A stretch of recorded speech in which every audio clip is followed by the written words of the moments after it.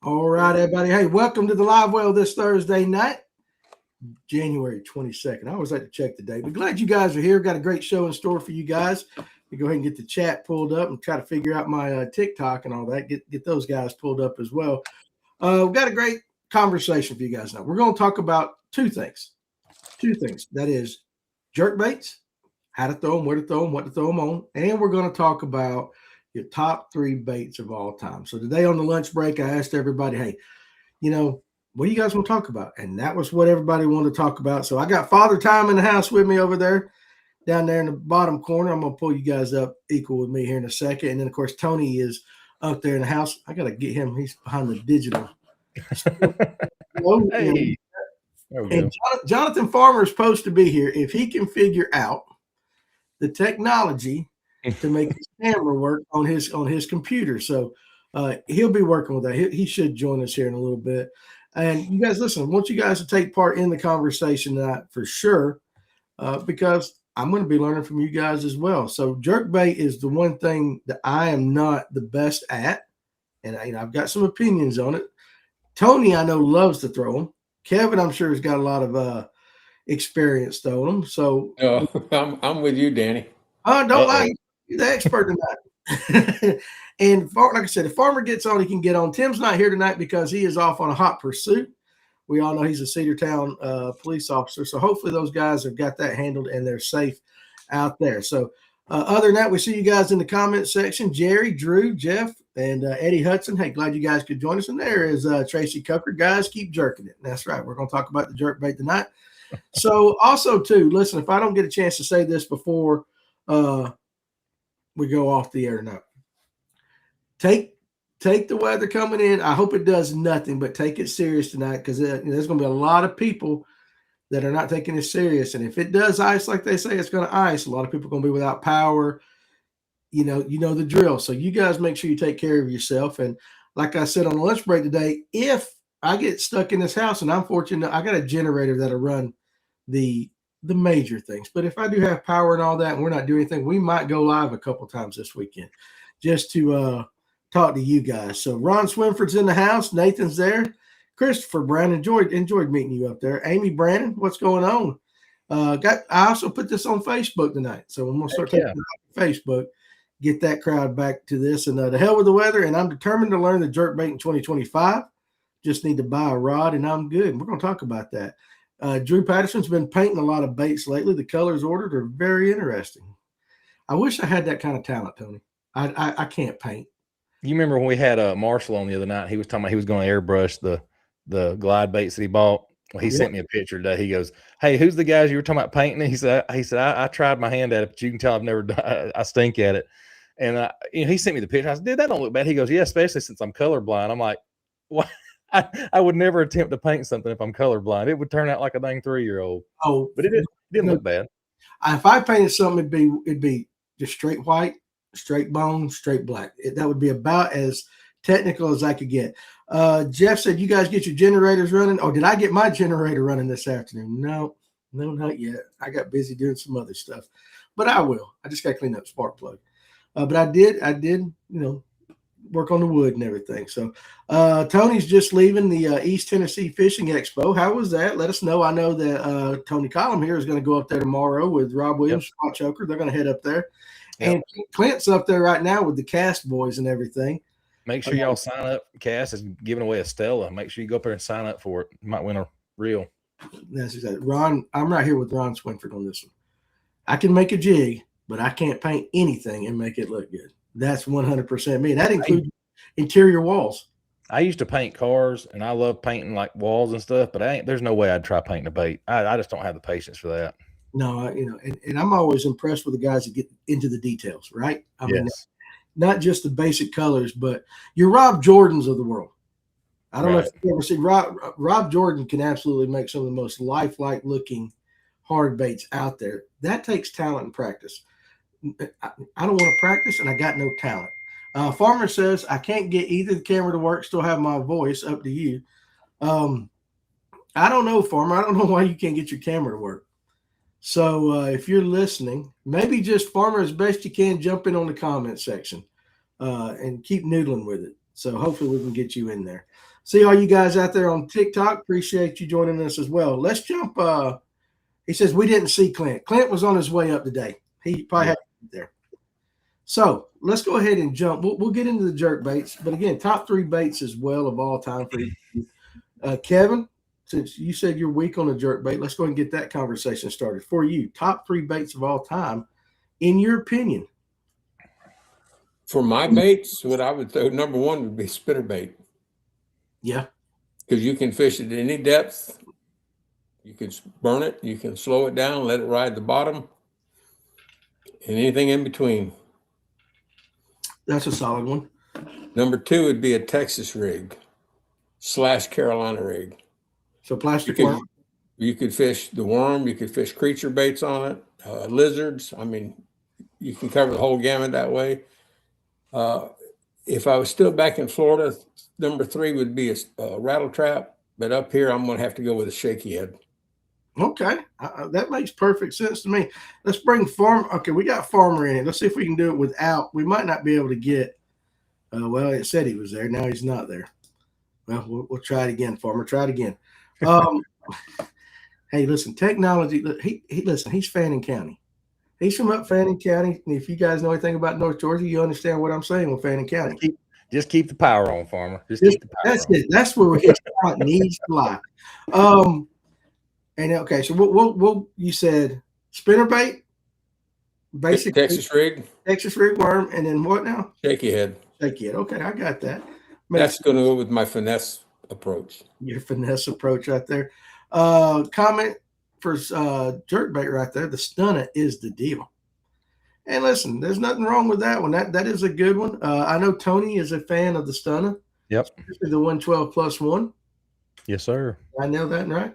Yes, sir. I'm a fan of the Spro stuff. I love the McDart and the McStick. And in fact, for the question of the night tonight, if you answer it right, I got a Spro McStick I'm going to give away. And this is actually the 110+1. So this is going to get you a little bit deeper. And it is in the Ghost Magic Purple. If you know anything about a spotted bass, like you got to have that little sheen of purple. That's a good color. It's a damn good color. It is a good color. If you have to throw jerk baits, Kevin, what are you throwing? I'm going to throw the Spro. That's right. 2-1, Tony. You lose. No, I got the Spro too. I got the Spro. I bought some stun after listening to Tony talk about them, but I haven't thrown them. I haven't been on the water since really May. Yeah. Gotcha. Oh, it says he's backstage. Well, Farmer, I'm clicking on it. Let's just see if we can get him in here. How many guys does it take to turn a light bulb on? It's not letting you come up, Farmer. So if you can hear me, Farmer, close it out, hit the link again, and start all over and try it again. Tony from TikTok, Prohibition Fishing wants to know, did you get those glide baits painted up yet? No, I've got to get with my G-Dad Outdoors. He had a pinched nerve, so he's getting kind of recovering, so I'm not really pushing it just yet. And with this weather, I'm not – I mean, he's probably going to be out in his shop painting. I wouldn't suspect. So as soon as it gets done, I will make a video, and I'll let everybody know for sure. Let's see. Yeah, it's not letting me pull you in there for some reason, Farmer. So we're gonna have to have like a GoFundMe and get Farmer some equipment. We're going to have to do that. He can come up from his house. He goes, oh, well, now I'm going to mute. Can you guys hear me when I do this? You guys say something. What? I hear you. Actually, I can't turn my volume down. That ding you hear every time Farmer's been texting me, it goes through my computer. So. Oh, yeah. And I keep checking my phone thinking it's mine. I put my phone on airplane mode and everything. So it's probably my phone, Danny. You can hit the silent button on the side and it'll silence the ding. I did that. Okay, well, here we go. Farmer, can you hear us? I can hear you. Can you hear me? Yeah, listen, we're going to stay with that. You're ugly as hell anyway, so we don't need to see it. So we'll take this. When I cut a TikTok out of this and nothing, I might just make you an emoji or something like that and put over it. But glad Bigfoot emoji. Yeah, Bigfoot emoji. That's it. Glad you're here. Let me read a couple comments and get caught up with those, and then we'll get back to the conversation. Brody Lindsay, 77. He's got a BFL in Kiwi next week. Do we have any tips for a new co-angler as far as fishing wise? Now, being in a BFL as a co-angler, patience. I think is patience. You probably on that Kiwi. That's going to be a scoping deal, won't it? I don't know the lake very well. It's a pretty deep lake. It's got a power plant on it too, if I'm not mistaken, up at the north end. All right. It's been years and years since I fished it. It all depends on who you get partnered with, for sure. I mean, if I was going to go fish a BFL, I'd go to my first one. I'd go to learn, I guess, more than anything. I heard a guy do a podcast one time, and I can't remember who it was that said it. Maybe y'all have heard it. It was on one of the Bass U's, I think, as a matter of fact. He said he took a pocket full of shaky heads. That's all he threw all day, and his goal was to learn from the boater as much as he could. And I think he drew like one of the big pros or something. Anyway, he said it was just a fun day of, him just learning. He just fished a shaky head all day. So that's about the best. How about popping in, and I'll catch up on all the comments because there's 500,000 of them. Put in the comments how many of these BFLs you fished, just out of curiosity. Nathan Owens, of course, his number one all-time bait is a rooster tail. Yes, I knew it was coming. Tom, what's going on tonight? I used a jerkbait on my very first guide trip. Showed a man from New York how to catch smallmouth bass. So that's the thing about a jerkbait. They'll catch fish everywhere, so they're very versatile. We're going to have two conversations, guys, going amongst themselves. So here's some top threes again. That's the way we roll, right? Just makes my ADHD, whatever I got going. Ooh. Plastic worm, spinnerbait, and the popper. The popper, nice choice. Spinnerbait is my favorite bait to throw all year. I understand that. Jeff Brazil. I still have some Excalibur jerk baits. I see they bring big money these days. And there's some things kind of like Terminator spinner baits. I got some of those Excalibur too. Do you? Yeah. Would you be willing to sell some of them? You want one? No. He's just trying to see if he can make money on it. I'm just trying to see if you were selling it. Nathan says he's been catching all his fish on lately. And as a bank guy, be honest with you, a rooster tail is pretty good. You can catch fish everywhere on that. Tony Watkins. I saw that Will Harkins made the top 25 and gets to fish tomorrow with the dual threat tournament in Florida. Absolutely, he did. Paul Marks, junior and senior, made a hell of a run today, and so they're in the top 25. You got Emil and Hayden. They're in the top 25, and if you don't know, the Nuts are up there too. Who? What? Dylan Nutt. He's up there too, isn't he? I think they're in third place. Also, too, and I'm going to pull it up because we got see what happened. Let's see. Scooter Lagon and I think his partner Logan, they're with Emmanuel College. They caught 25 pounds today on, I think it's give me the lake that's right. They're not fishing Okeechobee. What's the next lake on everybody's list? Placid? No. Coho? Kissimmee? I think it might be Kissimmee. They had 25 pounds. They're sitting in first place at the end of day one. It's a 2-day event. So, and I think the third place team is from Emmanuel College too, and that's up in Northeast Georgia. So congrats. Scooter, I hope him and his partner Logan take it all. I like that. I talked to his dad today. I didn't realize they were starting. Let's see. Lily the Hammer just got into jerkbaits last year. And I'm kind of very similar. To me, a jerkbait growing up was the old school float Rapala. Threw it out there on top, and I just jerked it enough to keep it just diving under the water. That's the way I learned how to throw it. These jerkbaits now, where you can get them down, especially in the cold weather, now you got all these little techniques that you can do and little touches. We'll talk about that. Let me try to catch up real quick. Caught fish on Kiwi yesterday using a drop shot and a D-worm. There you go. Shaky head, chatterbait, crankbait, Clayton Belmont said. It is a good-looking color. You get the question tonight, you win it. Mega Bass Masterclass, says Eric. Hey, they're good too. You ain't got it yet? It's coming. You'll learn, Clayton. I'm not the best at getting things out on time. Yeah, he said he was going to mail me something. I was like, don't mail it. I'll see you before I get it. Listen, I got it, buddy. It's coming. It is coming. Let me tell you something, though. Here's the funny thing is Max Wilson on the lunch break sent me a picture. Some of the guys on Tuesday we talked about, or Wednesday, yesterday, we talked about big catfish. I said, you guys send me some pics, and I'll put it on the lunch break. And so they sent me one, and one was Max's. And I got to looking. I went back because I wanted to make sure I was seeing if he had what lake. And he goes, I saw an address. And I was like, Max, did you win something that I forgot to send to you or anything like that? He goes, yeah. He goes, I said, what was it? He goes, I don't even remember. I said, well, I'll send you something. I don't know like that. I'm terrible. You got to stay on my butt. Does anybody throw a Stacy anymore? Michael Perkins.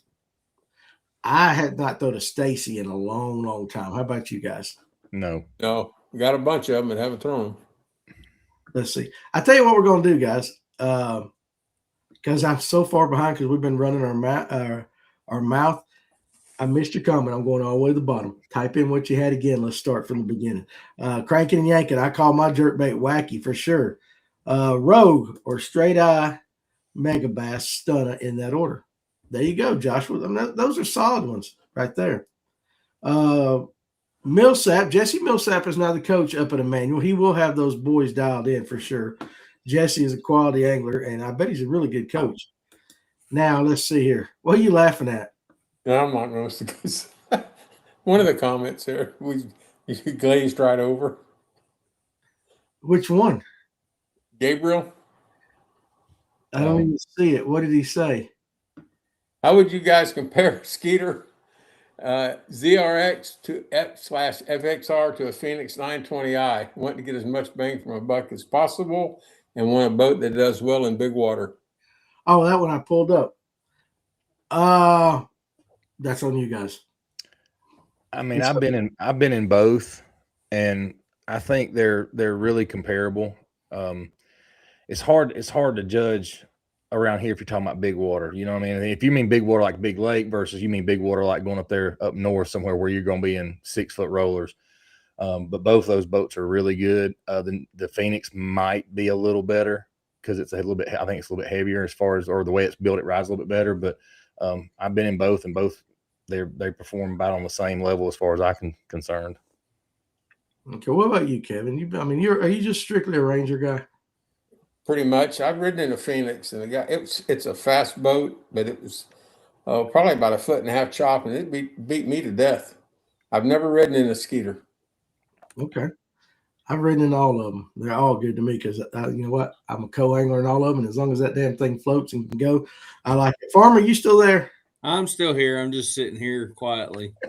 No, listen, Farmer, you're going to have to break in a little bit because I don't see your face, and I'm going to forget. No, I was sitting here thinking, I said, until I get this figured out, it'd probably be better off with just y'all because it looks awkward with me sitting there with nothing on it. No. Hey, listen, we want your knowledge. Nobody wants to look at you. We want your knowledge and all that. I don't have any to give. You lie like a dog right there. Ron Swinford. My issue with the jerkbait, it feels like I am fishing with very little confidence in catching anything. Yeah, me too. LiveScope has made that worse because now you see 15 follow it and not bite it. It sucks.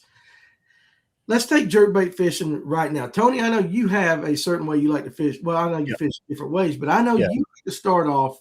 Well, just tell everybody. I know it. Tell everybody how you like to start off with your jerkbait. Well, one of my favorite ways, and I don't know if I say start off, but one of my favorite ways to fish is basically grinding it like a crankbait. And I don't mean grinding it like straight reeling. I mean throwing it shallow, popping it 3 or 4 times, or reeling it 3 or 4 times to get it down, and then just grinding it back to the boat, popping it. I remember watching a bunch of videos when I first started getting into it, and because I didn't get back into fishing until a few years ago, so I was like, the first guy I ever fished with, he was like, I hate a jerkbait, and I was like, I'm going to learn how to use it. Somebody hates it, I want to know how to use it.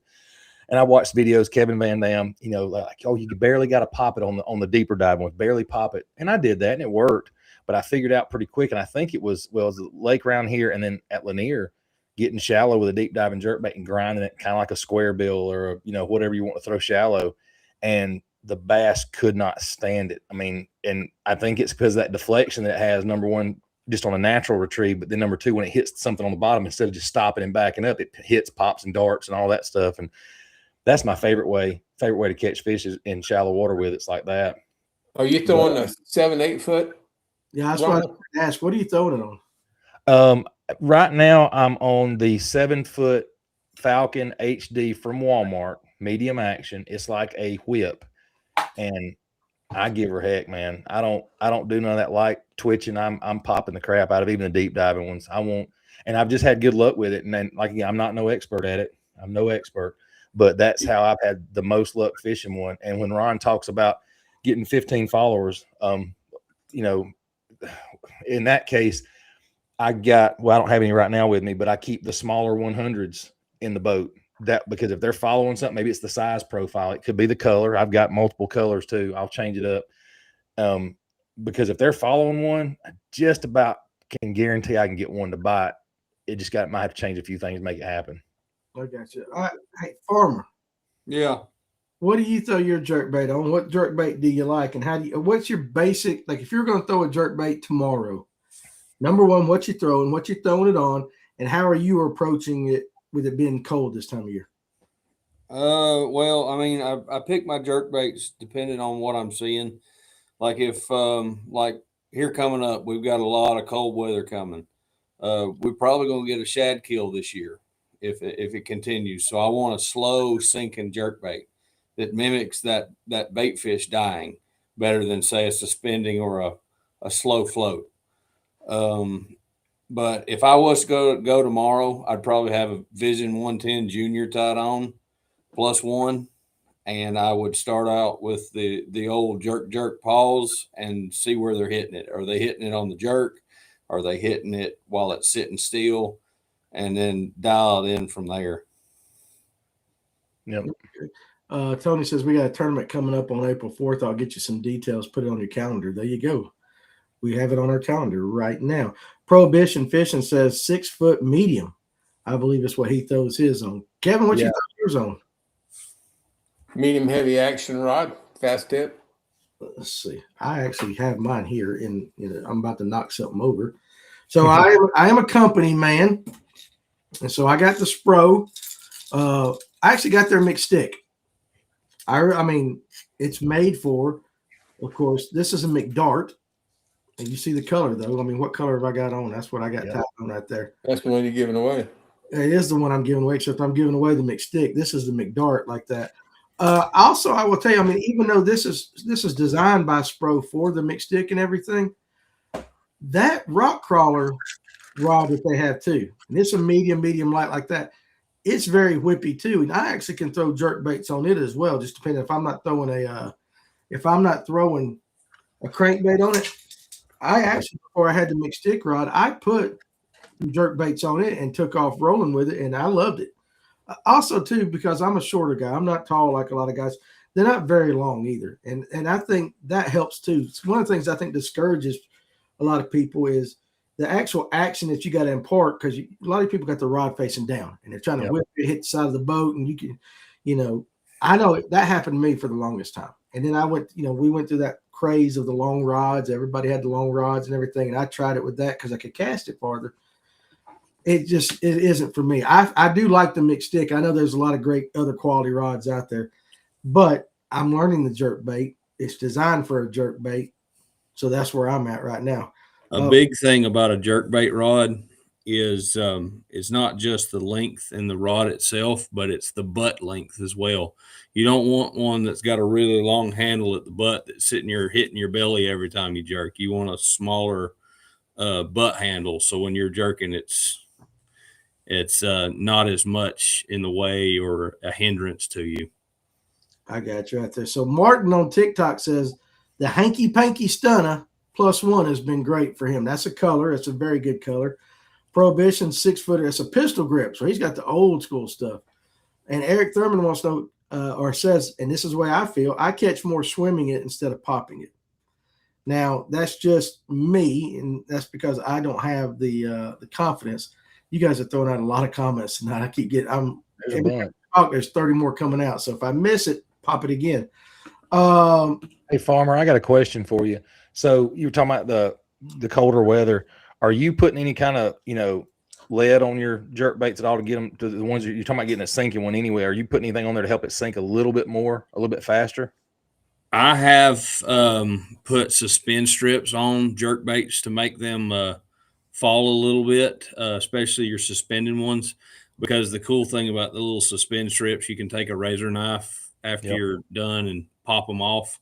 So you can toy with your baits you already have. You don't have to go out and buy a bait, the $15 bait, just to get a slow sink one. You can put suspend strips right there behind the front hook, or right there in the front of the middle hook, and make that thing sink down level or nose down. You know, we had Marshall on the other day. We were talking about the fish swimming in circles, and I was throwing the stunner, which is a sinking jerkbait, and the fish were moving so fast, and in the colder water, the bait did not sink as fast as it normally does, and it was taking forever to get down there. And I know they would have bit it, but you know, I haven't played around with putting the suspend strips on there yet. But that's something I got to get going with. You can do the suspend strips on just about any hard bait that you're wanting to get down there. Crankbaits are a big one. If you've got like high float ones, like say the DTs or the balsa, any balsa wood that's high float, you can put the suspend strips on them to make a suspending crankbait out of those baits. It's just putting them in the right areas. If you don't, it's not going to swim right or it's not going to look right. Right. Hey, Danny, when I told you I throw a medium heavy, I'm talking about a spinning rod, not a bait caster. I don't throw a bait caster on my jerk baits. That is one thing I have been using the bait caster. I like a spinning reel better, but I have been using the bait caster for sure. CJ Hill on TikTok. How you doing, Danny? How are you, CJ? I'm doing absolutely fantastic. Glad you could stop by. What's up, Doc Holiday? I like this, Eric. He said, I hated a jerk bait until I got the scope. Now I love one. A jerk bait is, it is one of those baits. I know, what do we normally hear about jerk bait? Cloudy overcast, little wind, need a little chop and all that. I know there's guys that use it year round, no matter how hot, how cold it is. I mean, Tony, I imagine this on your deck. I've got jerkbait rods that don't come off. The jerkbait stays on there, and it usually gets pulled out of the rod locker every trip. Yeah, I got just to see. Yeah, absolutely. Tom says I use a gold glitter back with a chartreuse belly to paint crankshaft fur. I don't know exactly how that come out, but anyway, largemouth spots and smallmouths, I guess. For spring smallmouth and spots. Yeah. Okay. Yeah. So gold glitter back, chartreuse belly. That's an interesting color combination. Tony says that tournament's going to be on Notley. There we go. Farmer, who's going to be partners with Farmer on Notley on that one? As soon as Tony told me it was going to be on Notley, because he sent me a message the other day, I was like, well. So what you're telling me is, Tony Collum, you're not going to be partners with Danny Pruitt in this one. No, I'll be partners. I like donating. If you're fishing with me, we're donating. No, that's me fishing. I like donating. But I tell you what, listen, hey, Notley, at that time of year, some big old bucket mouse can be. Well, they're going to be some big ones caught that one. It's like the voice of God coming out of nowhere, just farming. Some big ones caught for sure. Eric says he throws his year round in any water condition, 100%. Ron Swinford says, and again, guys, we got two different conversations going on: jerk baits and your top 3 baits of all time. Again, if I missed it, type it again. I'm really getting overloaded. He throws it on a 7-foot medium for full size baits, 7-foot medium light for the smaller ones, 10-pound fluoro, which we haven't taught line, and a 6.8 or 7.1 reel. Both rods are pretty cheap dial rods with a lot of bend in them. And I think that's one of the big things too, is like your rod, you got to have some action. You got to have that tip to get that thing. You cannot jerk bait with a stiff. You got to think, if you're throwing a jerk bait and you're trying to get the action of the bait, the rod will absolutely either be great for that or it will ruin it. A stiff rod's going to just pull it through the water and blow it out and all that stuff. You don't want it to do that. I mean, unless you're trying to get it to do that. And I mean, sometimes they'll still bite it, but yeah, I want that whip. All right, all 3 of you, what line pound test? You can say the brand if you want, but what pound test? That's the most important. Is it? I assume everybody's fluoro. Yep, 8 pound. 8 pound. You go really light on it. Okay. On a bait caster. 10 pound. So you're 10 pound on a spinning reel. The Lord, what are you throwing it on? The Lord. 12-pound test. You know what? We need, like in Monty Python and the Holy Grail, where God's looking through the clouds. You know, that's what we need. That's the emoji I need right now. So every time Farmer talks, it just the mouth moves up and down. You know, I think that'd be fantastic. I go 10 or 12. Why do you go 8, Tony? Just out of curiosity. Down more. It gets down, or it sinks quicker, a little bit better action. Just a little bit better action there. And it forces me to not to learn, but it forces me to land a fish better. I just for some reason have always liked it. Now I was going to play around with some 10 pound. I haven't gotten it yet, but was gonna play around with some 10-pound because in this colder weather, that 8-pound gets a little brittle sometimes. I got you. Now, Farmer, didn't you say something about or it might have been Tony, like you'll use the pause, and wait for a little bit? Yes. So my question is like clear water versus stained water, not blowed out muddy chocolate milk, but stained water. Do you vary that this time of year? I know that's a cold water technique, correct? Yes, it's a cold water technique, and your pause really dictates if they're going to come up and eat on the pause or not, because you can let it sit there for 30 seconds and they'll come up and eat it if they're doing that. Yeah. Is it better though in clear or stained? Would you still do the same thing in stained water? No, I'm a little bit slower in stained water and faster in clear water because they can see it from a distance. Right. Stained water, I'm targeting more structure oriented, so I want it to stay in the strike zone longer. Okay. So stained water, because in stained water, fish like to stage on structure and ambush from the structure. So stumps, laydowns, rock. If you can keep that jerkbait closer to that structure, the better in stained water, because they're going to come to that noise and that disturbance in stained water. In clear water, they're able to see it, so you can be a little bit more aggressive with it. Okay. Yeah. That makes sense. Drew Patterson, I hope you're feeling better, Drew. Do you guys put shad scent on the baits in the winter? Just curious. I do not. Kevin, I bet you put Bang on there, don't you? I do. Kevin is a walking, talking Bang commercial. Do you? Okay, so Kevin, if you are throwing a jerk bait and you're putting some scent on it, what Bang scent are you using this time of year? Chad? You using the shad? Okay, Tony. I mean, I've tried the thump gel just because it's a thicker substance, but I don't go crazy with it. But it's the blue. I think it's called cranking or something like that's what it is. Okay, Farmer. I really don't use any of it. I'm going to try and get into using the thump gel because it's supposed to show up on forward-facing sonar a lot better, make your baits pop. But other than that, not really. I don't ever use scent. If cranking and yanking, if you're still out there, because I know you mentioned the wacky worm is kind of like your jerk bait. Do you out there on Cato, whatever you pronounce that damn lake out there? Do you throw jerk baits like on like a legit jerk bait out there amongst all them trees? Is there just too much, structure, stumps, or whatever? I'm just curious because I know just from watching your videos what kind of water you're fishing.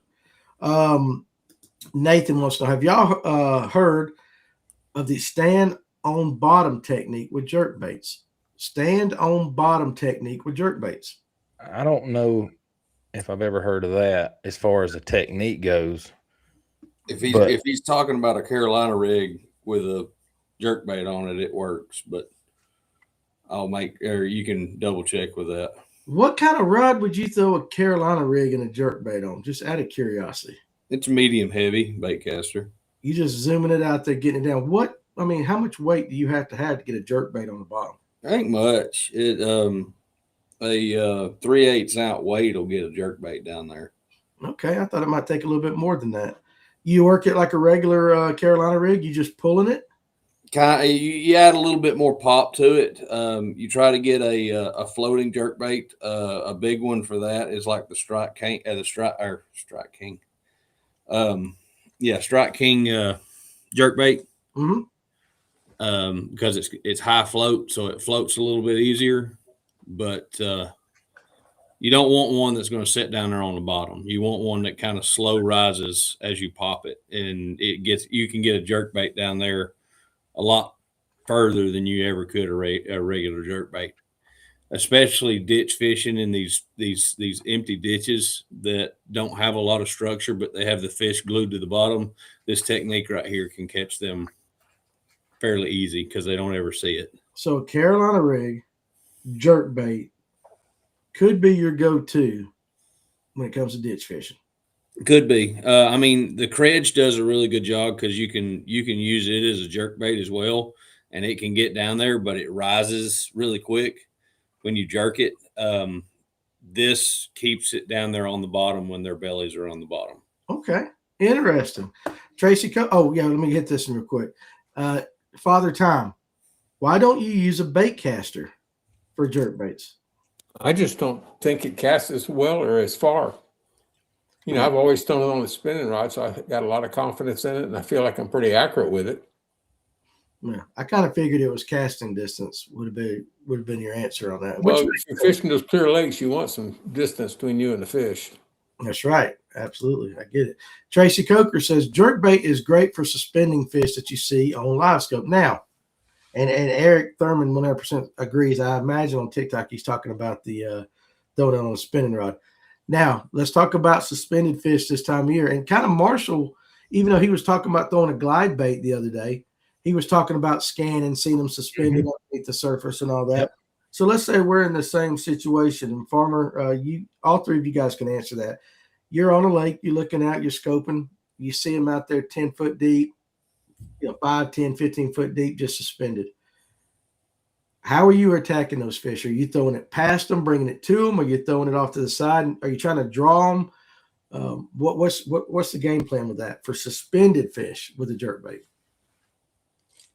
I'm throwing it past them. I'm throwing it past them and getting it down to the depth I want to get it to work at. And then if I bring it over top of them, I'll let it sink because I use that stunner most of the time. So it's a sinking jerkbait anyway.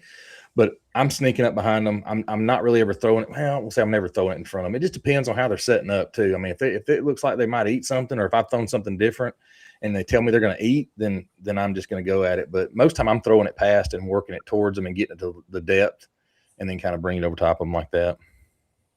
Okay. What about you, Farmer? I definitely throw past them. It depends on water clarity. If I've got a lot of water clarity, I try to get out of sight before I get it out of sight of them and bring it to them and try and bring it over the top of them. Dirty water, I'm not really that worried about it. I might throw it about 10 feet away from them and bring it down right on top of their head to see if I can get a reaction. But if I'm in dirty water, I'm in 5 to 10 foot anyway. Okay. Jeff says, I like to throw a floating long A during the spawn. Y'all just don't tell anybody. Keep that between us. Danny? Yeah. I throw mine past it as well, but I also lead them, seeing which way they're moving. Yeah. So, but that's when you see them on scope. Yeah. And you just okay, so if you see them and you think they're moving one way or the other, you'll throw and lead them and try to draw them to it. Right. Okay. I mean, that makes sense. I got to learn how to do all this stuff myself. But we won't tell anybody, Jeff, about throwing a floating long A bomber during the spawn. That might be one of the top baits out there. But I promise you, anybody, us and the other people watching tonight, we will all keep it between us. The long A does not work during the shad spawn either. Okay, yeah, right. Ain't that Will Harkins almost won an MPFL event on Lanier throwing that long A. Yeah, it does not work during the herring spawn. So whatever you do, don't throw it. So that's Farmer's way of making Dane happy by not exactly telling you the truth, but dropping some juice right there. Don't throw it during the shad spawn. Do not throw that. Hey, Kevin, do you use bang stuff on your Texas rigs, and do you notice a difference? All plastic. Yes, I do. It's a confidence bait. Until somebody tells me or proves that it's not. To me, it's masking my my scent, my tobacco on my hands. Touching anything. I just feel confident with it. Plus, I was used to fishing grass a lot down there too, and it comes through the grass a lot easier. Oh, with the stuff on it? Yeah. Because it's slicker. Okay. Now we never talked about that, but that might make some sense right there. Eric Thurman's personal best came from a long A. Guys, don't throw the long A bomber. It just does not work. Has anybody tried the glow-in-the-dark thump gel? Nope. I haven't. Farmer? Do what? You tried the glow-in-the-dark thump gel? No, I have not. I think I own one little thing of thump gel that I think I got from you, and I still haven't opened it. I got some too, and I haven't opened it either. Cranking and yanking, talking about Cato or Cato. Is it Cato or Cato? I always mess up. How does he say it? We're going to go Cato. But I think Clint says Cato. I don't know.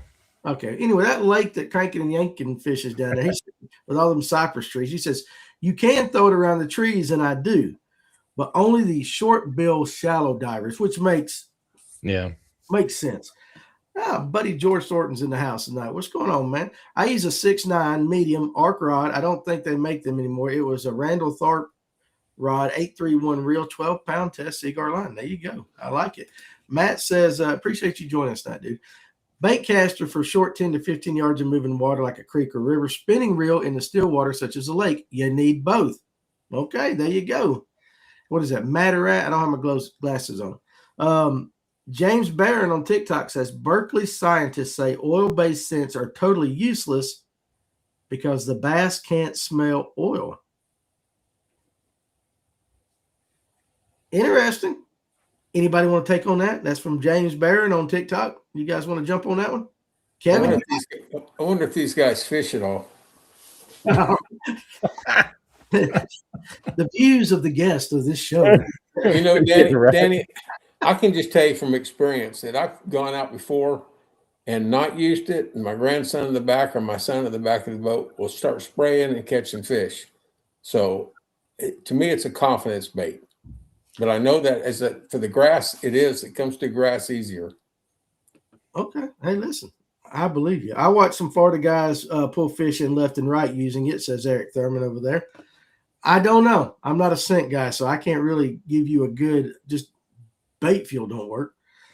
I don't know about that. There's a book I've got somewhere in this stack, and it's an older book back when Berkeley was scientifically testing stuff, and it goes through all the stuff that they tested that scent, smells, what turned them off on, gas versus, I mean, they did a whole bunch of testing on there, and I don't know if I wouldn't say they don't taste or smell oils or whatever you want to call it, because there was a bunch of that stuff. I'd have to go back and dig through the book. They actually had a book. Why does Berkeley Max scent sell so well then if the scent doesn't work? I don't think he meant scent doesn't work. I think he's talking about oil-based scents. So the Max scent wouldn't be oil-based. I think that, and I'm not agreeing. It's pretty damn slimy worm. Well, it can be. I was just going based off what he said on that comment. You throw a yum. Yum is pretty slimy too when it comes out of the bag. Oh yeah, they're all slimy. But hell, I don't catch fish, Kevin. So that might they're not smelling my worm. Nathan goes, y'all let a jerkbait sink all the way to the bottom, then you bump it. They said the bite feels like a jig bite if you let that happen. I'm not throwing anything with all the hooks like a jerkbait. All he was talking about that stand on the bottom technique. Gotcha. And that's the reason I bought this at the show the other day, is because it's got that weight transfer. If I can get it to move here, you got to pop it, but it's a 1 ounce bait, but see how it holds at the top, and you get down and you pop it, and it actually dives to the bottom. That's what he was telling me. And the guy said he fishes this thing around stumps, and it's got a long bill on there. Yeah, I can see that. Now, to clarify, James Barron on TikTok said he said they ignored it. The bass did. He's saying that Berkeley said oil-based doesn't work. Not necessarily James Barron, but Berkeley said that. Yeah, it may be. Could be. Let's see. I might have to have that Carolina rig tied on. Sounds like my Carolina rig with a credge might work. Oh, Dave Aldridge. A jerkbait around cypress trees and knees catches them. And I can believe that. I just be so scared to throw that thing, because it'd be like, how many jerkbaits would I lose up in them trees? It'd be a ton of them for sure. Tracy said, Dave, appreciate you joining us now, buddy. The Credge jerkbait does extremely well because it rises each time you jerk it. It's also a great topwater bait as well. And at Bash U, Emil, he spilled that to all them guys up there about that, throwing the Credge. And that is definitely a thing that they do on Lanier a lot.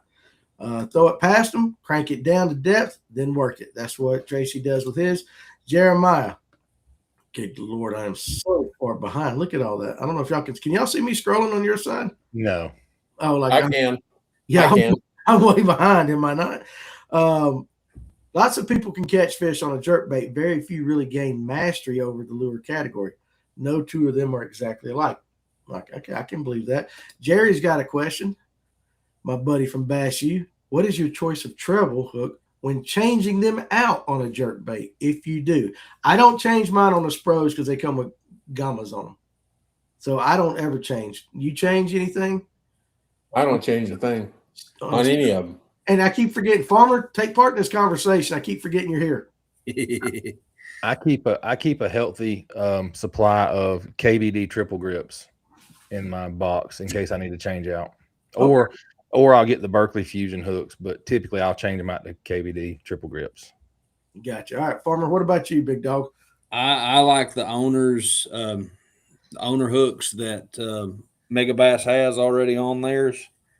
I'll trade them out, and I also will do the triple grips if they're really eating it, and it makes it harder for them to shake the hook with the triple grips.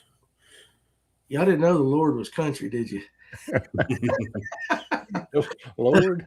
The Lord is country. James Barron said, go watch the Bass After Dark episode where they talked fish sense with the Berkeley scientists. I actually will try to find that tonight. That sounds like an interesting watch.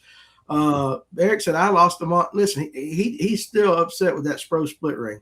Straightened out, trying to pull it out of the water into the kayak. I have never, ever, ever, and I'm not saying this is honest truth, I've never had a problem with a split ring on a Spro, or actually I've never had a problem with it on a Berkeley or anything. I've never actually had a split ring fail me. Have you guys? I've had some guys complain about the Eagle Claw, which I mean, I have a bad habit of going picking a pack up here and there, but I've never heard, unless I've just been pulling on something trying to get it unhooked from something, and it comes back maybe a little stretched out. But that's for me, really wailing on one. Yeah, I have not. Okay, so let's see. There is a chemical humans have on their skin that fish hate, supposedly. There's a theory that better fishermen have less of this compound. Now we got a conspiracy theory going on. Does it work with your wife? That's all I want to know. Maybe that's why, I don't know. Prohibition fishing, I will pick up a red little trap before I even touch a jerkbait. I get it. Shoot me a photo, Eric. Very curious to see that. I'm not saying you're lying. 100%, you know that, brother. I just have never had a problem with it. Maybe because I'm not wailing on them like I should. Maybe my drag's too loose, but I've never had them. But shoot it to me on Messenger if you get a chance. Speaking, okay. I'm sorry. No, go ahead. Speaking of red, like a red rattle trap or a red crankbait, that is an overlooked jerkbait color as well. Is a red jerkbait, especially in shallow water. Especially if they're on red or eating red or targeting red. A red jerkbait is overlooked. Can catch some absolute giant largemouth shallow early in the year pre-spawn on a red jerkbait. Okay, there you go. That's the farmer's juice right there. Guys are talking. I'm trying to scroll real quick. Sorry, I'm not pulling everybody up. Talking about scents. And then you get, I heard an eyes. Is it an eyes? An ease doesn't work. An oil scent can also mask bad scents. Max scent 100% works better. But then Crankin's got this question right here.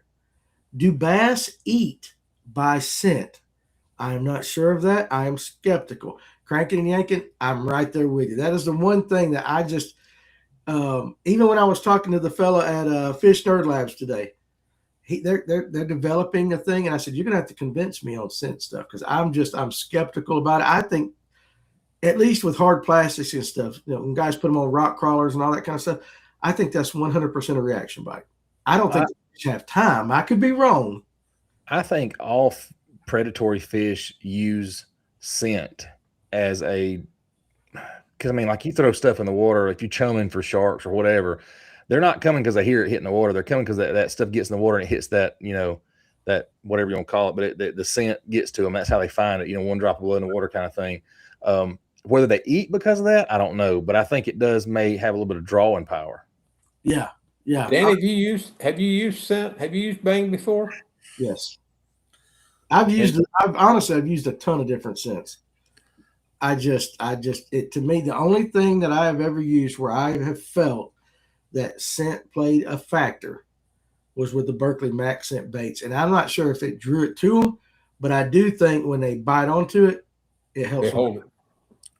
But not on a crankbait or anything moving. I've never used the scent. I just don't buy into it. I think it's going too fast for a fish to have time to smell it. Now, again, I'm not Kevin Van Dam, and I have no scientific basis on what I'm saying. It's just that's the way my brain works. I want to test this theory because I haven't got to yet. When you have a lot of followers that are following your bait, you have the control group of no scent, and then you put the scent onto your bait and see if they eat it instead of follow it. I would say scent would be more inclined for that than anything if they're Right. following your bait, following close behind it, but not eating it. I might could see that when we're talking about jerk baits. You might could convince me if you're in the wintertime and you really load one up, but I think it would have to be more the gel kind to stay on it. I don't know, but you could convince me if you're working slow. I mean, let it sit and they come up to it and they're right there and you know what I'm saying, and they're just looking at it. Maybe, but like I don't think a rock crawler. I don't think they have time to go. Oh, it smells like coffee. Boom. I'm thinking more along the lines of a swim jig or something like that, because a swim jig seems to get more follows than just about anything that you can see. Okay, I mean that might make sense. Look at this smart ass. Doesn't hey Danny?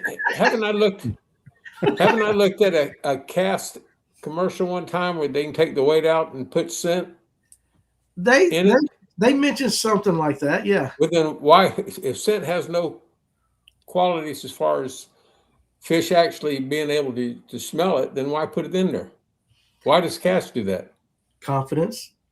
Maybe same thing as you. Maybe I don't know. Listen, we'll have to get Ryan on it. I have to get Ryan, call up and say, why do you guys do that? I don't buy it.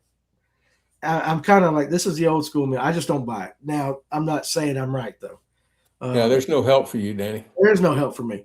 But you saw what Eric put. Split rings don't fail on 2-pounders, Danny. Like, oh, remind me to kick him in the nads next time I see him right there. I'm gonna say, you remember what you said? But no, I am the king of the 2-pound spotted bass, dude. Eric says now I gotta order some red jerk baits, which James on TikTok said he seems to catch fewer bass, but catches bigger bass on red or orange. And he caught an 11.3 on an orange super spot. I think that's what it says. I ain't got my glasses on. So I guess that might be a type of jerk bait. James Ramsey said, what's up, James? I showed that picture of that catfish off today. I hope you saw it. Seen a split ring fail on a buka bait one time during a Tuesday night, and my brother-in-law had the biggest spot on I've ever seen, and it pulled off. Reeled the bait in, one sets of hooks gone. I'm not saying it can't happen. Could that split ring, did it break, or could it have over time actually got, started to, you know what I'm saying? Like actually be come off. Yeah. So like sitting there like that, and it gets in just a fish fight and it just worked itself loose. Yeah. That's a possibility. Order some red ones. Let's see. A rogue in red crawl. Who is that? Tennessee River Bass. Appreciate you joining us tonight, buddy. Rogue in a red crawl pattern. That's deadly. You know how many damn people, just like Eric said, we're getting ready to all go buy red jerk baits? Hey, we've seen it happen. I don't own. Do you own a red jerk bait, Tony? No, I don't think I've got anything red in here. Got a ton of it. You don't own a red jerk bait? I don't believe I have a red one at all. Farmer. You awake? Farmer. Yeah, I'm here. Lord. Lord. He's back. He's back. Take the time to answer my prayers. So well, he's gone now. Yeah, he dropped. Oh, man, the church. Well, he's the one that brought up the red jerk bait, so maybe he does have some. He had. I was curious to that. He'll be back. He'll be back. He loves us. Let's see. Now, Eric says, I don't think bass eat by scent. I believe they reject by scent, though. Yeah, I mean, listen, it's like dating, right? What is that? El Serene, Roland Martin discovered that scent. I've never heard of it. Listerine, El Serene, Tracy Coker. It seems they eat more by sight. If they don't like it, they'll spit it out. Some don't like to swallow. Tracy Coker. God bless him. Does anyone replace the split rings with braid? Steven Sturgeon. I do not, but I know there. What is his name? He works for Pure Fishing now. I did a podcast with him a long, long time ago when we first started. His name will come to me. He fished at the University of Georgia. But on the podcast we did, he talked about they take all the split rings off and they do it with braids so that it's free swinging. You guys do that? I've done it on a trap before. I've never done it at all. Hell, I can't tie a decent ass knot with regular, What knot would you tie? Out of curiosity, what knot did you use? I'll be honest with you. I watched a YouTube and was like, okay, let me see if I can figure this out, and did whatever he did, and I never did it again. I got you. I don't, Stephen, but I do know guys that do it. Now, Clay on Facebook, appreciate you joining us now. I'm not saying for certain scent works, but I will say I spent 45 minutes fishing for one bedfish last year, and she would not eat. She would just push it out. The buck would hit it too. Both fish acknowledged the bait several times.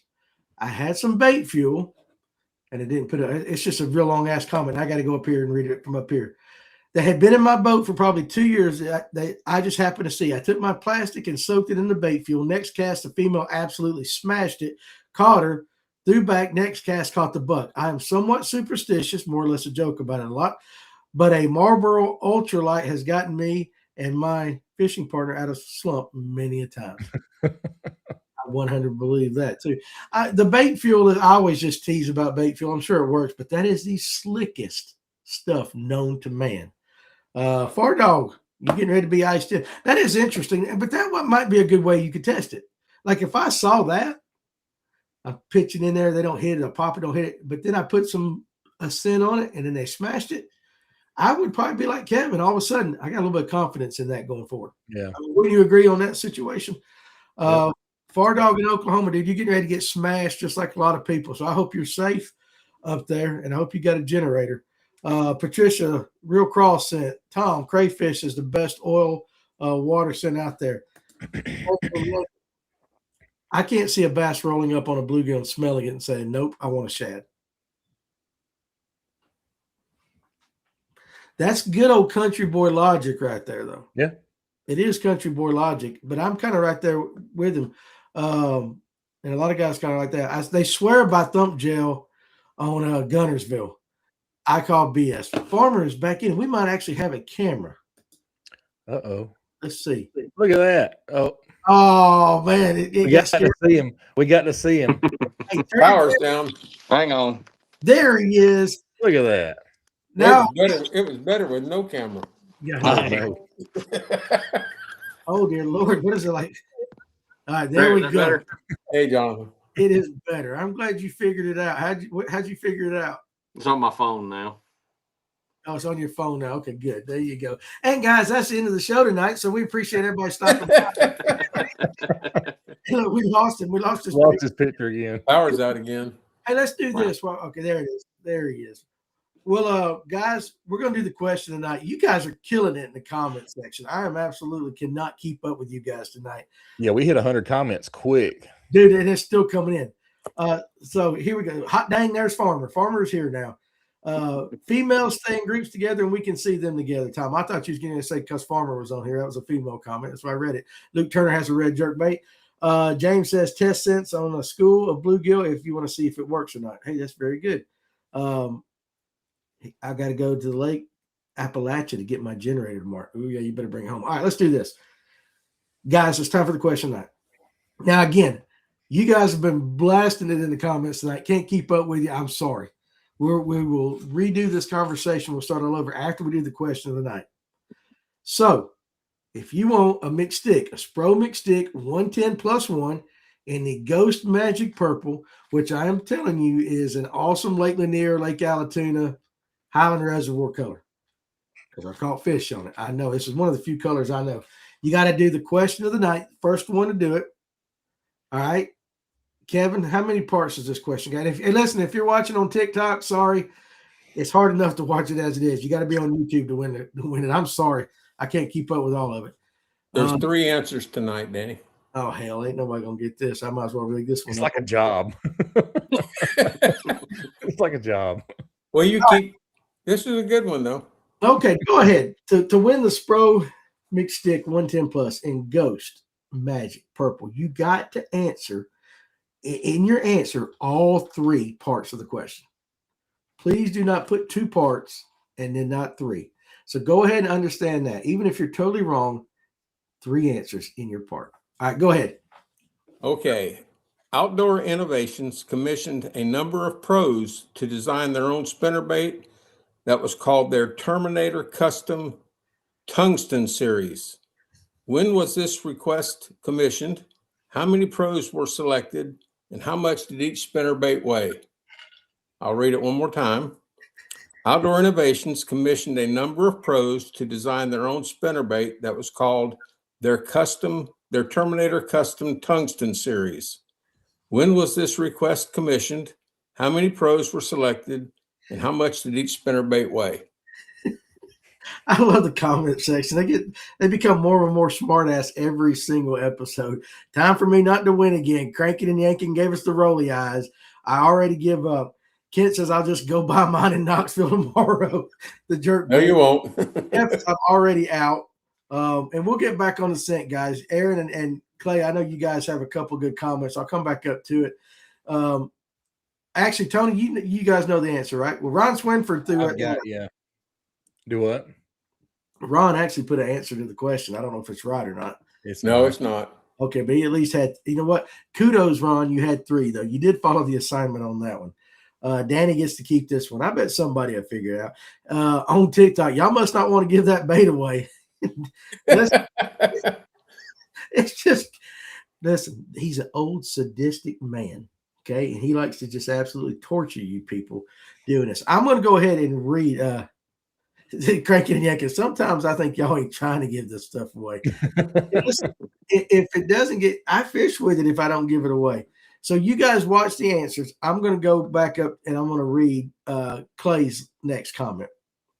And Farmer, me and you might have to just jump on this. And I'm glad we can finally see you, though.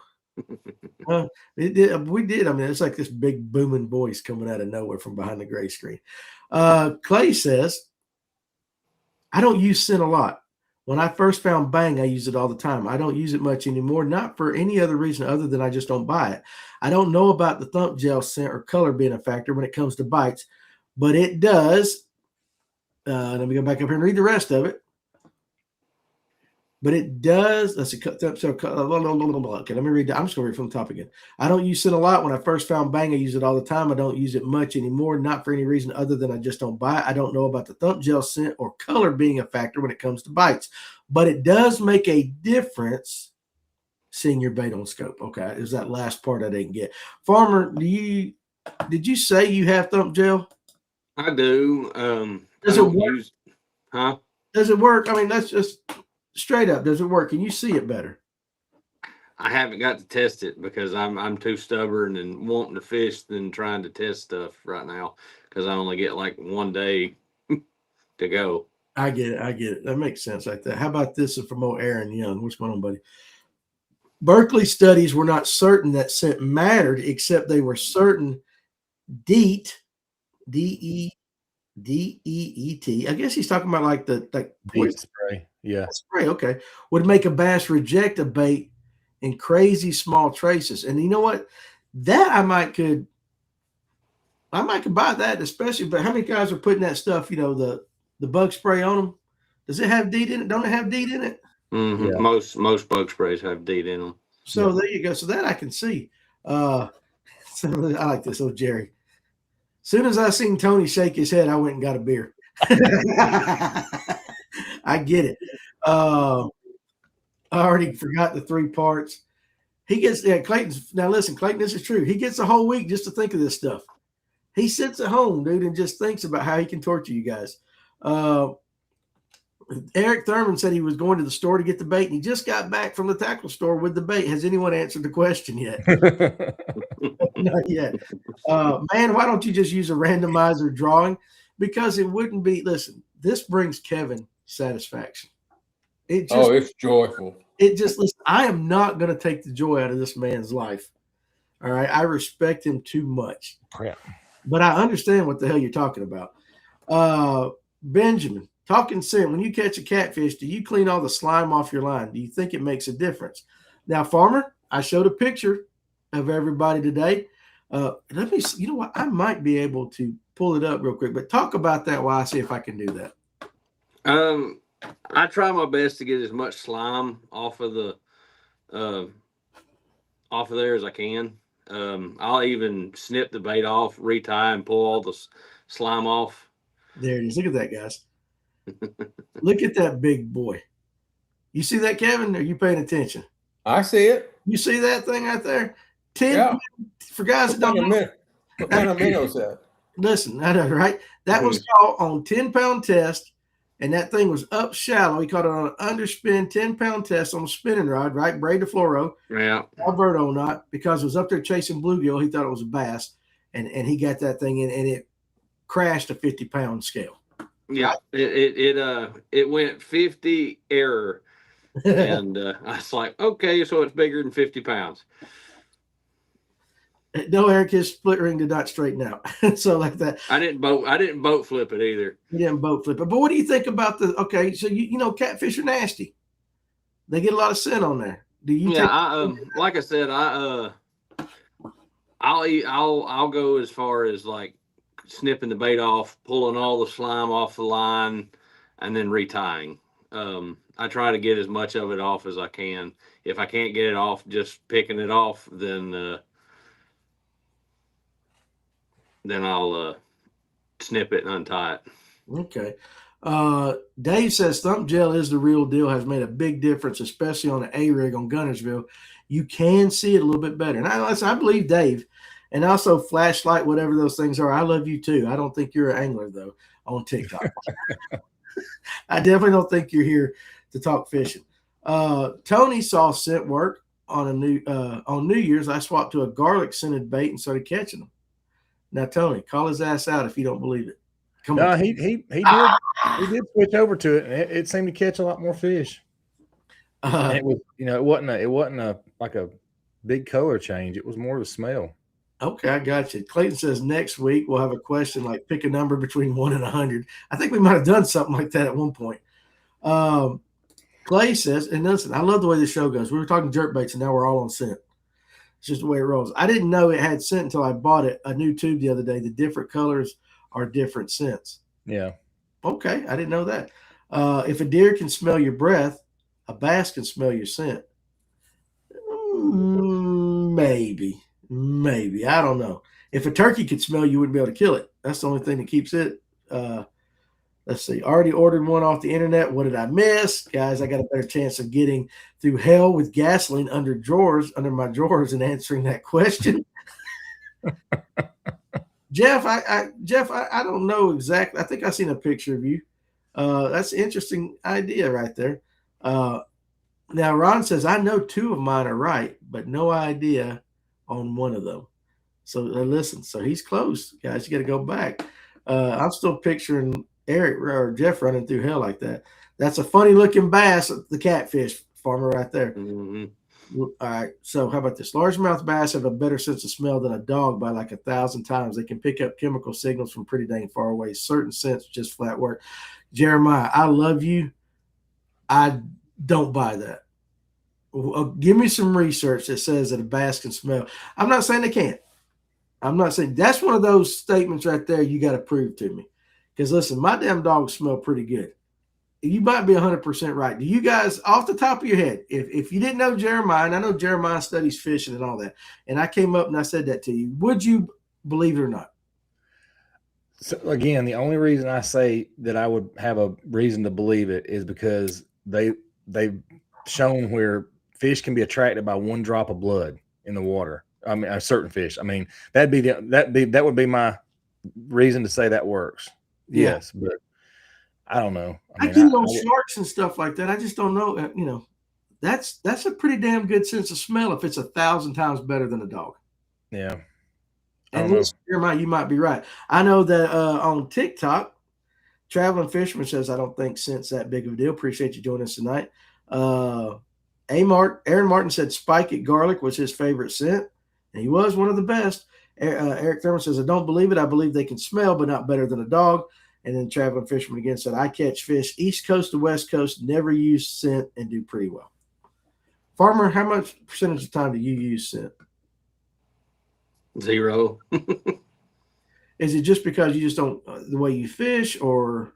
I fish total reaction, so I don't think scent really hinders me. Most of the way I fish is reaction. Even the way I fish a jig is reactionary. I'm popping it off the bottom, making them think the crawfish trying to run from them. Right. What about this, Aaron? Per AI, DEET, found in bug spray, is highly repulsive to bass, with studies indicating detection and avoidance at concentrations as low as 1 part per billion. I Good thing I don't use bug spray. I don't use deep. I don't get eat up by bugs. I Hey, just Kevin, did you see my text? No. Look at my text and then scroll down and look at those two answers there. somebody might have actually won it. Well, you No. he's got to have it all 3 in one answer. I know. I'm just saying there. Yeah. I worked all week on this. So Remember? what you're saying is there's a guy that has all 3 answers, but not all 3 of them in one answer. Not technically. He's got yes and no. He'd have to do a little bit of finagling, but Okay. Don't tell him who it is. I'm not gonna say anything. No, it ain't me. Danny will. Hell yeah, we've been going 45 minutes. I want to give this thing away. Well, you said if I stump him, I get it. Shit, no, because you'll just get harder and harder and harder. There ain't no way in the world. Well, wait till next week's question. There you go. A shark is not a bass. How about this? Do you know this? No, I know. Does a spot release a scent when you hook them? I've heard that. We've heard that. People talk about like if they're on a wolf pack or something, or they're on a really hot brush pile, that even though they're not keeping fish for that day, if it's really active, they'll take them and leave them in their live well until they're done fishing that spot and then release them because they give off a pheromone or something like that. I've heard people talk about that. Do you guys buy that at all? I don't know. No, nope. I mean, yeah, I do.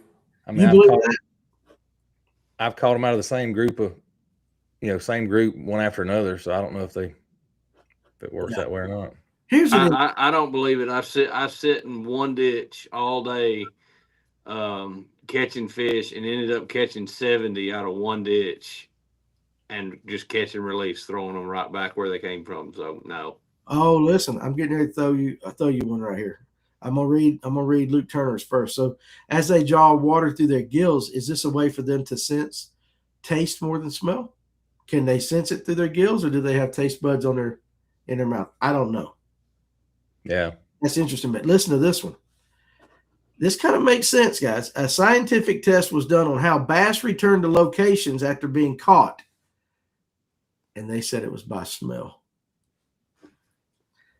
So if you take a bass a long way off after you catch it to a weight or something, it makes its way back to where you caught it. If it does, according to James Barron on TikTok, a scientific test was done and they returned based on smell.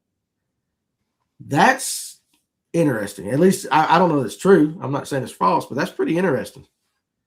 And now we got cranking and yanking going per AI, so we don't want to.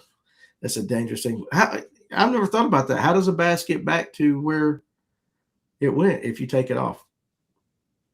I watched something just the other day that they actually put live trackers in these tournament fish over the course of a couple tournaments, and they didn't move far for like weeks from the release point recovering, and then they'd fan out into deep water and lose them.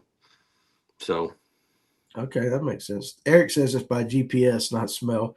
Traveling Fisherman says, while they are primarily sight hunters, their sense of taste acts as the final judge before they decide to swallow or spit out a potential meal. That makes some sense to me. Exploratory bite. Exploratory bite. Per AI, I had a date with Dolly Parton last night, according to Cranking and Yanking. I can believe it. Hey, is Terminator still producing baits? No. Okay. The titanium? I don't know. He just says it's Terminator. Clay says it's Terminator. No. Okay, no. Where the chicken go, he ate every piece. I don't even know what that means. I'm so messed up on the comments tonight. I'm really overstimulated right now. All right.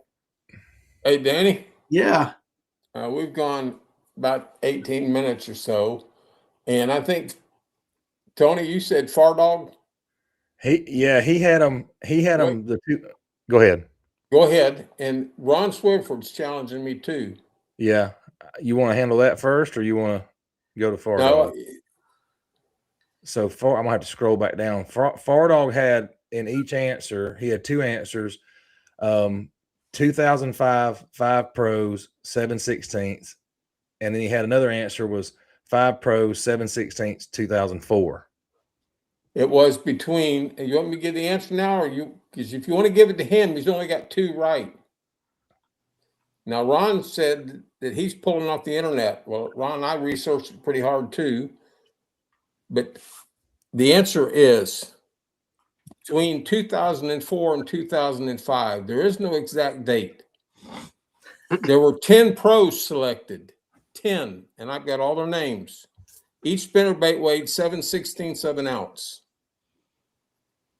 So if you want to give it to anybody, then Far Dog's going to have to get it because he's got two of the. Well, that's why I said if you add his together, he's got them broke up by years, basically. You know what? Yeah. I like But both of them. I like them both. I'm gonna give it to both of them. I got one. I got two. I'll give one to Far Dog and one to Ron. Fair enough. There you go. That's fair. There you go. I love you guys, so I'm gonna give away two. Now I can't promise that the other one is this color. I have to go dig through my Spro box, but I will find another. Get a red one. Huh? Yeah. Get a red one. I'll take some spray paint. So we'll just do that. Ron and Far Dog. Hell, I think I owe Far Dog a prize from another show. So we probably got a box of lures coming. He probably does. Let's see. All right. Ever smell a blue herring? Only on my hands. But no, I mean that's about it. I mean, I just saw that thing. Too many scientific tests have had too many different outcomes. There's no way to actually know until someone speaks to a fish. And that is the proper answer. That's the way I think it is. One of these days, Elon Musk is going to develop something to where we can put it in the brain and talk to fish for sure. Let me try to catch up, and then we can get back talking jerkbaits. Let's see. I want to make a guy who takes All right, there we go. He says let Far Dog have it. I doubt what I was telling you. All right, Far Dog. And also, Far Dog, tell me what you won on the last show when you messaged me, because I know I owe you 2 baits. Anyway, bang and bait fuel still suck. There you go. Out of the 30 plus. Jeremiah had something a minute ago. He commented about 1 drop of a substance, 1/200th drop of a substance could be smelled however many feet away, miles away, whatever it was. And that's what I was getting at with the shark comments earlier. It wasn't that I think sharks and bass are the same. It's just that's the predatory fish are known to pick up scent from a long distance away in a very small amount. I like this. The question were more fun when they didn't require a PhD to answer. Listen, I love the fact that I ain't got to do it because I sure as hell wouldn't be able to get it. All right, now let's get back on the jerkbaits. Oh, that's pretty entertaining to us. All this, yeah, it is. I love all this. We can talk about whatever you guys want to talk about. Farmer, though, did I get your top 3 baits of all time? My top 3 baits of all time? Yeah, what's your top 3 bass baits of all time, according to Jonathan Farmer, expert angler, born in Fannin County, Georgia? Well, you can lose the last part of it. They're expert anglers. I was born in Fannin, but I ain't no expert. My top 3 probably of all time for me is a fluke, a jig, and a Oh, there you go. And he's gone. So you guys never know. You'll never know. A fluke, a jig, and he was getting ready to give you the good one. It's like one of those mystery movies that drops right there at the end. You got to watch next every damn TikTok that says the top 10 of something that gives you 10 through 2, and then you don't get the number 1 choice. Have you tried any of the Nori's bite powder stuff? I think that's the stuff my buddy used, and he swears by it. Yeah, he swears. I want to say it's that. So I had to go back and look at my phone pictures because I took a picture of the stuff he was using. Wasn't it Jake Maddox when he was on? I think Jake and them were talking about that. What was the old crazy Japanese guy that come on the show? Oh gosh, what was his name? Kevin, what was his name? I'm thinking. The one that liked the strippers and all that. Yeah, I remember the show. That can be a question. I forget his name. But I think on that show that Jake or when they talked about that powder. So you did have a show where they talked about the powder, yes. I remember having that show. So Jerry, let's see what Jerry. You know what's interesting, and I'm not saying that Jerry's old, but he's a seasoned individual. And I always like when we have these top 3 to see if there's a difference between the young guys. The young guys ain't talking tonight. A lot of us older, more seasoned guys are. So his is a wacky rigged worm. Good for you. Fluke and a crankbait. I get that. I didn't think Farmer. I knew Farmer would say jig. I did not expect the fluke come out of his mouth, but that makes sense. Jackie, that's his name. Yeah, Jackie. Jack. How the hell did we forget that? Because Jackie Chan. That was like one of the most racist things I've ever heard. And he was like, that is the thing. That's why. He said it himself. Let's see. Clay said, is that the powder stuff in a jar with a gold cap? It's expensive stuff, whatever it is. Yeah, I don't know. I've never done that.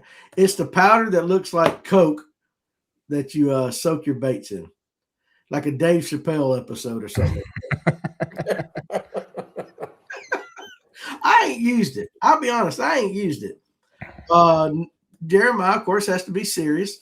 Nori's powder, I'm just playing Jeremiah. Nori's bite powder is amazing, but you have to get the actual JDM version and not the USA version, and you need the liquid with it that Taku Ito used. What is the difference, Jeremiah, between the JDM version and the USA version? I'm just curious. I do not know. So let us know. Man, what a night it was. Yeah, it was a fun night with Jackie. It's expensive. That's what Clay said. Oh, right there. Yeah. And Jonathan goes, I don't know why it keeps kicking me out. I don't either, buddy. We were on a roll there. We had you for like a whole 20 minutes and then you were gone. Go ahead and text number 3, though, Farmer, if you ain't going, because we got the jig and the fluke. What was your number 3? Doc Holliday, a man after my own heart, though, right here. A cricket, a super red wiggler, and a Cinco.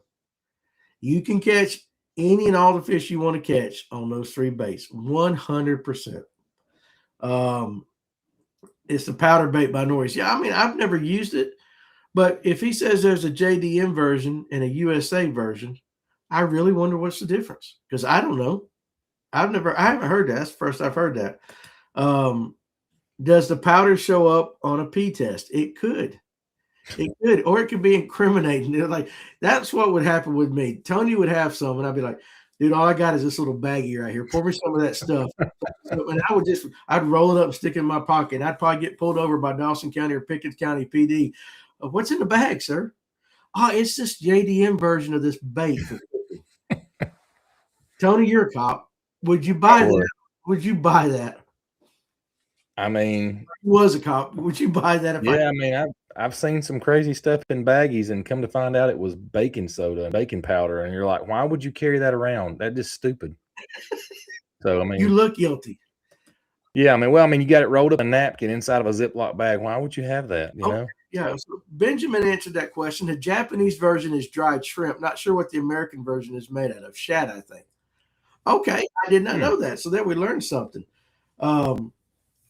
That's interesting. And if a cricket doesn't get a bite, leave. Crankbait. So Jonathan Farmer's number 3 bait of all time was a crankbait, which makes sense. Jerry says JDM versus USA version. I believe certain ingredients are not allowed in the U.S. Yeah, it's probably got like some endangered species ground up stuff in it. I got so many jokes that I get in trouble for. I really I was gonna lead with one of them, but I said no. I'm gonna stop. I'm so tempted right now. Like I'm just shaking. Just to make it simple, JDM fish attracted. Where is it? Man, every time I click on one, I get another comment coming in. Just to make it simple, the JDM is made out of different stuff, basically. That is simple enough. I can get it. I can see Tim pulling you over going, sir, that is not a fish attracted. I need to pat you down now. Listen, do y'all remember when, and I don't know, Tony, if you were hanging out with us back then, and Kevin, you might have, do you remember when Ryan, when he was working at shop, got pulled over by Lumpkin County because of the lead? No. We were pouring jigs, and somebody gave us these massive hunks of lead that had to be cut. And all we had was like a Sawzall, and it was too much for a Sawzall. So his father had a machine shop. So he put all the lead in his truck, and he's taking off up to Highway 9 up to Lumpkin County. Well, he was speeding going down a curve. So the cop pulled him over, and it was a Georgia State Patrol. Pulled him over, and in the out in the open, in his seat, is all this lead. And the cop got his ass out on the back of the truck and put his hands up there, saying that he suspected him of making illegal ammunition because he had all this lead in it. And this is a true story. What? True story. Yeah. He goes, sir, and Ryan, you got to hear Ryan say it's even better. Farmer's back. Let me pull him back up in here. So, and Farmer might remember this story. Farmer, you remember when Ryan got pulled over by the cop with all the lead? Yes, I remember that. So he got pulled over, Tony, and he said, Ryan's a big boy. He Yeah. says this video state patrol guy, and he was all, had him on the back of the thing, saying he was making illegal bullets or whatever. So what he did was Ryan was telling him he was making jigs for meat. And they called a Lumpkin County sheriff to kind of verify who Ryan was. And so when that sheriff got there, the state patrol went up to him. He goes, "Hey, this is Ryan." Like, he goes, whatever. Or the cop got out and goes, "Hey, Ryan, what you doing?" He goes, "Well, I suspect him with all this lead. If he's doing this," he goes, "Hell, he's probably tying jigs." And he let him go. Now, he still got a speeding ticket, but he got pulled out of his truck because in the state of Georgia, they say if you have more than 10 pounds of lead, it has to be what, Farmer, in an enclosed box or something like that? It has to be closed Something up. like that. It's something like that. It can't be Tony- exposed to elements or something like that. That must be. I mean, he's part-time EPD then, because I've never heard that one. That's a new one. Well, first of all, it's not illegal to make your own ammunition. And I was thinking somebody else asked it, what ammunition is illegal? Because I need to know. Because I mean, I know guys that are pouring. I mean, they're making bullets left and right. So it was something, because here's the thing: it's like I was sitting back at the shop and I was pissed off because he's only supposed to go on up the road like 30 minutes up there, cut it all up, be back. And I had stuff I had for him to do. And like 3 hours later, Ryan ain't got back. So he walks to the door and I'm like, and he sees this look on my eye. He's like, "Before you get mad, you just got to listen to my story." And he starts telling this story, and it's the funniest damn thing. I couldn't be mad at him after that. I said, "But I didn't know that law in Georgia. 10 pounds or something of lead has to be in an enclosed container or something like that." But yeah, illegal ammunition. Did they ever mention why? Let's see, what's this? Bales Deep. Did they ever mention why they stopped releasing the podcast version? Are you talking about me? Talking about us? Because we switched it over. You should be getting the new ones. They're starting to come out on Podbean. So I'm trying to upload them all. But yeah, we had to stop because of the company switch. If that's what you're talking about, that's why. Farmer, you said number 3, crankbait. Mm-hmm. Now, was that in order of importance? Fluke, then a jig, then a crankbait? That's what I grew up learning how to fish, and I've caught more fish on those 3 than anything else. Okay, but I would have thought jig would have been the first thing out of your mouth. Mm-mm. So it's a fluke. I've caught more big fish on a fluke than I have a jig. And it's basically a jerkbait, right? Mm-hmm. Pretty much like that. Was talking about Notley. I've caught 4 on Notley, over 8 pounds and almost 10 pounds on a fluke. Listen at that. I wasn't running the damn sweatshop. Trust me, Ryan got away with a lot of sitting around talking. I just like, where the hell is he at? I really wasn't mad. I was like, he was only supposed to go up the road a little bit. That's kind of interesting that you caught more big fish on a fluke, though. I wouldn't have expected that. I gave away one of them honey holes earlier in the year, where I've caught a bunch of those really big ones on Notley. I got you, Far Dog. I got you, buddy. I'll take care of you. You caught now this time of the year? You ain't throwing more in the summer. Okay, so if you were throwing let's get back to the jerkbait. If you were let's pick Notley. Mm-hmm. Let's pick Notley. A lot of largemouth, got some spots. Are you targeting the largemouth more so with your jerkbait? And is it that red color you were talking about this time of year? Are you throwing more of the red and oranges? I like the red and oranges. If I find stained or dirty water, the reds seem to shine a lot better than clear water. But if I'm main lake targeting points and stuff like that, I'm trying to mimic those herring bluebacks that are in there and more targeting spots. But if I go back and say ivy log or young cane or anything like that, where there's going to be a little bit of stained water, I like those red colors or more bright colors targeting largemouth and stained water. Okay, what about with Dowie, Tony? I stay predominantly with the shad colors, or that's just my luck. I mean, and that being said, I mean, we throw red crankbaits. I don't know. I mean, I stay with more of the shad colors. See, that was my very next thing because Jonathan brought it up. We're throwing reddish orange crankbaits, and then we're throwing shad colored jerkbaits. So when Farmer said red and all that, it got me thinking about that is kind of what we do this time of year, right? I mean, mm-hmm. I don't own an orange or red colored jerkbait at all. I bet you, Kevin, you got a fire tiger or anything like that? Yeah. Is it on the jerkbait? Yep. Do you throw got the clown color too, which is a good bright color. but I don't have a red or an orange one. What is that noise? Wait, got gas. What is it? I don't know what it is. It ain't me. Pruitt's Remember- jigs is catchy. So, I think your farmer. I think you got a little vibration going on there. It actually sounds like you open up the back. This is what it sounds like. This is what gets pissed off. Yeah, this is audio over here. I'm gonna cut you for a second there, farmer. All right, so like that. Oh, he's back. Are you good? Now he's gone now. So like when I'm sitting in church, and Amanda decides she's gonna open up like something like a bag of chips or something like that. That's exactly what that sounds like, just echoing all over the place. Let's see, chat. We're back on that. Darian Moss. One of the guys fishing MLF said throw red if there's grass because in grass fisheries the crawls turn red and in non-grass they don't. Thoughts? I've heard the opposite.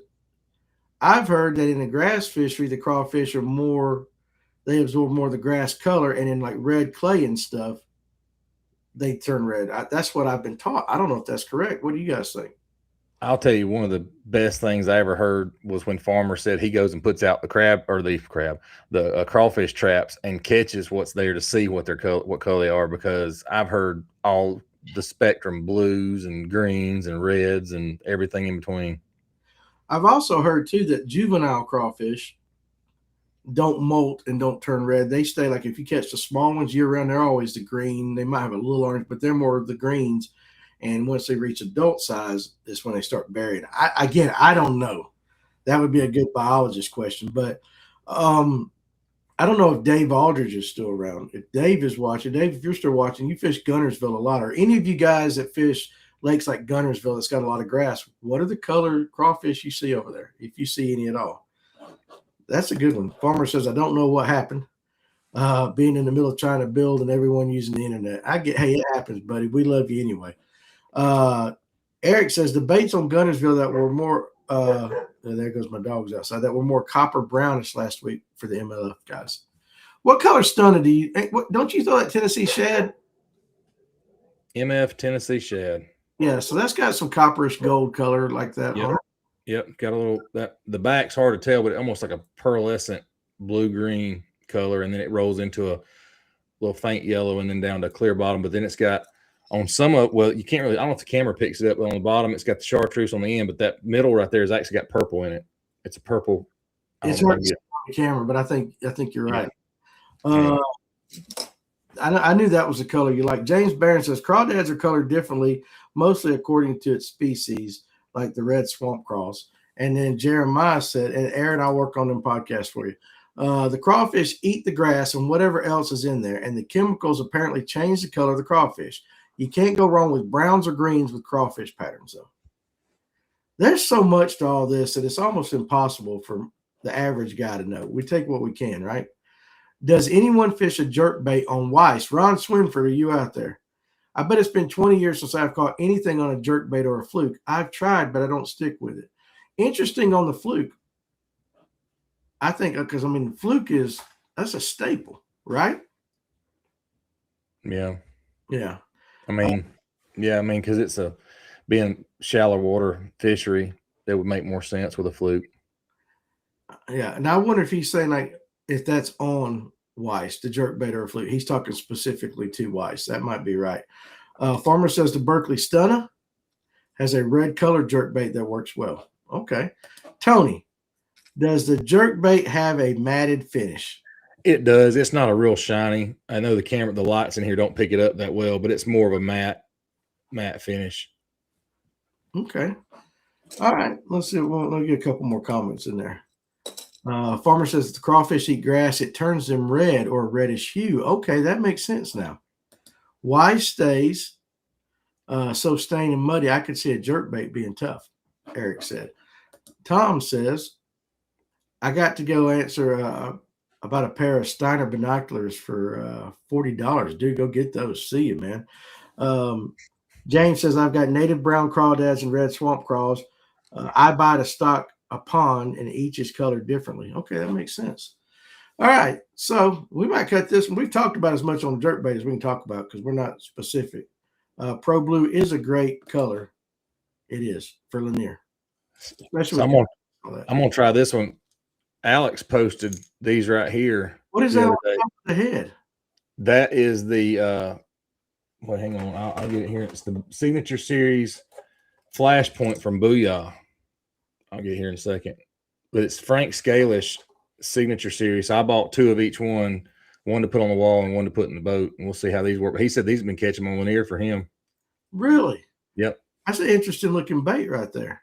Yeah. It's What depths it go to? Well, it's got the shallow, and then I've got the deep here too. I hadn't opened it yet though, so there's a deep diving one as well. I don't know if it says on here how deep they go. Yeah, I don't think it says on there. Okay, Darian Moss answered the question. We have Far Dog, tons of blueback in Lake Murray. Not as many spots. So the largemouth over there at like spots. The Mega Bass Vision 110R and the 110 Plus 3 come in some reds and pinks. Lucky Craft Pointers have some red colors as well. All right, for sure. And then Farmer said that's one big reason that a red colored lipless does so well on Gunnersville. Okay, that makes sense now. Yeah. So I got some bad information. I was told it was more what they bury into is how they got their color, but apparently if they eat grass, they turn red. All right, so with that, we're gonna get off a little early tonight, guys. Listen, appreciate that ton of comments tonight. It was almost impossible to keep up with, for sure. Farmer, I appreciate you coming on when you could and everything. Tony, any final words on a jerkbait? Any words of wisdom? Any pearls? For me, honest to goodness, it was. We talk about it before baits. Pick it up and throw it. Make it the only rod you throw that day, because I started catching them on a shallow water fishery in 4 foot with the shorter bill version first, and it was in later in the year, October. You know, when the fish start really feeding, and I throw it during the times where you can get bit on a lure, whether it be a jerkbait or a worm or something where they're going to feed, and start throwing, get that confidence, and then you'll build on that confidence from there, and eventually you'll have that jerkbait. And you'll say, I think I can catch him with a jerkbait here. So I started throwing them during the summer, shallow, deep, whatever, and I started getting bit, and now it just stays with me. You got to throw it. You got to throw it. What about you, old Father Tom? Of all the stuff you've heard tonight, you got anything you can take away or add to it? Yeah, the takeaway would be I don't throw it enough to begin with, but I agree with Tony that everybody thought in the wintertime was the time you needed to throw those things, but nobody threw them in the summer until recently. You're starting to hear people say, hey, they work in the summer as well. Right. Yep. So I think the fish weren't seeing that in the summer times, and now it's a different bait, different lure for them to look at. I agree. I love it in the summertime in open water when you got schooling fish, whether it be top water, because you like at Wadowee, we'll get schooling fish, they'll bust top for a second and they're gone, or they're back down because they're just chasing those shad, and the top water won't draw them back up, but you can throw that jerkbait down there and get it through the middle of that bait ball or what near that bait ball, and they'll actually hammer it. So I chase schooling fish with it in the summertime. Okay, Eric says on TikTok, I do better with them in the summer. And this final question of the night, because it's been answered too, Darren Moss says, based upon what we were talking about, Farmer, so we should not be throwing red on non-grass fisheries.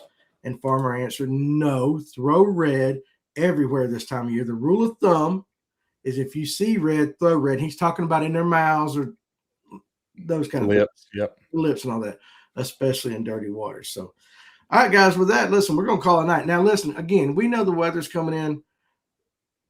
We end every show with you guys be safe, but this is one of these times where like it really is important.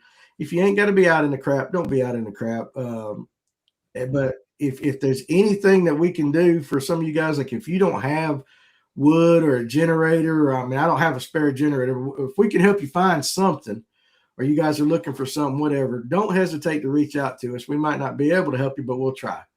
But if nothing else, stay in. Don't be out on the roads like that.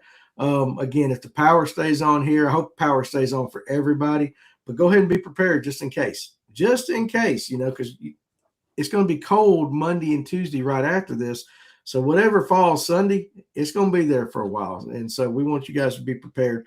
Again, I might call up the guys and see if they got power. And if they don't, and I got it, we might just come on and we might just do another live well or something throughout the weekend or something. But again, you guys be safe. That's first and foremost on our minds and all that. So again, Kevin, I appreciate you jumping on with your damn impossible question again.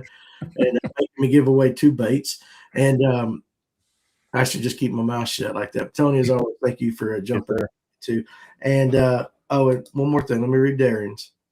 And don't call the cops on kids doing donuts in parking lots. Let them live. I kind of agree with that. As long as they ain't, we did it. I did it. Let them do it. But yeah, unfortunately, a lot of people don't like that. So anyway, you guys be good.